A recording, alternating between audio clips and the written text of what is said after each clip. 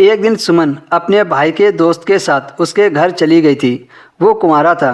उसने सुमन को शराब पिलाई। सुमन के भाई के दोस्त का नाम सुधीर था।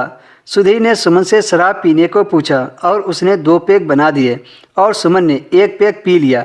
शाम के उस माहौल ने जिसे उसने और रंगीन बना दिया था, अब सुमन से रुका नहीं जा रहा था। फिर सुमन ने सुधीर के सामने नाचना शुरू कर दिया था। सुमन उसकी गोद में बैठकर उकसाने लगी। सुमन ने उसके हाथों को अपने स्कार्फ से पीछे बांध दिए। फिर सुमन ने उसकी शर्ट के बटन खोले और फिर जीन्स का बटन खोलकर उसके अंदर हाथ डालकर उसने सुमन को किस किया और फिर सुमन को। दोस्तों, बात ऐसी थी जब एक अनजान नंबर ने सुमन की ज़िंदगी बदल कर रख दी थी। उस समय सुमन अपना बिजनेस कर रही थी। सुमन की नई नई लव मैरिज हुई थी।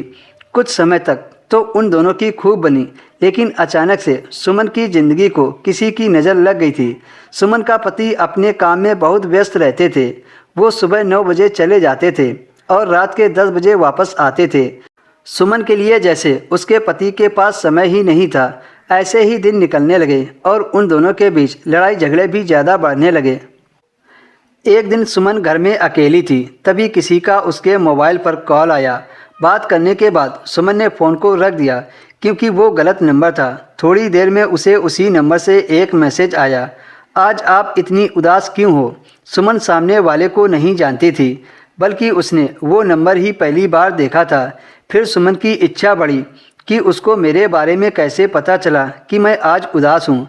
जानने के लिए सुमन ने वापस से उसके पास फ़ोन किया और उससे पूछा कि तुम कौन हो।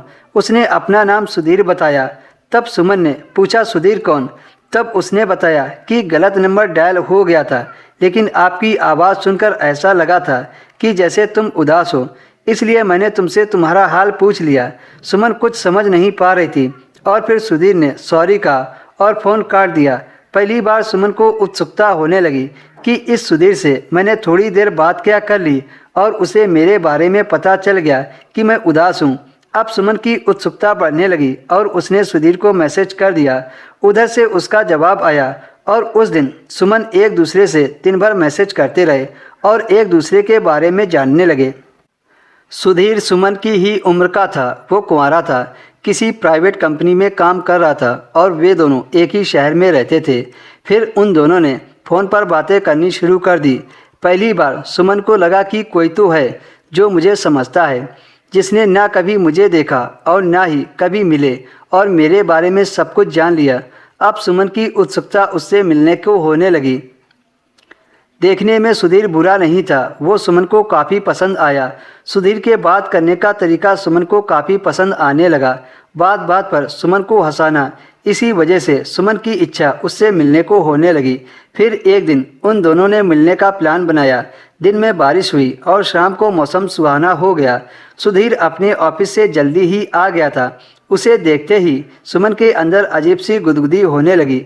उसकी आंखों में एक अजीब सी चमक थी। प्लान के मुताबिक सुधीर ने सुमन को अपनी गाड़ी में बैठा लिया। सुमन को काफ़ी ज़्यादा शर्म आ रही थी। तभी सुधीर ने अपना एक हाथ सुमन के कंधे पर रख दिया, जिससे उसके अंदर बिजली सा करंट दौड़ गया। घर पहुंचकर सुधीर ने सुमन को शराब पिला दी, जिससे सुमन नशे में हो गई और अपने होश खोने लगी। फिर सुधीर ने मौके का फ़ायदा उठाते हुए उसे बेड पर लिटा दिया और अपनी ख्वाहिश पूरी करने लगा।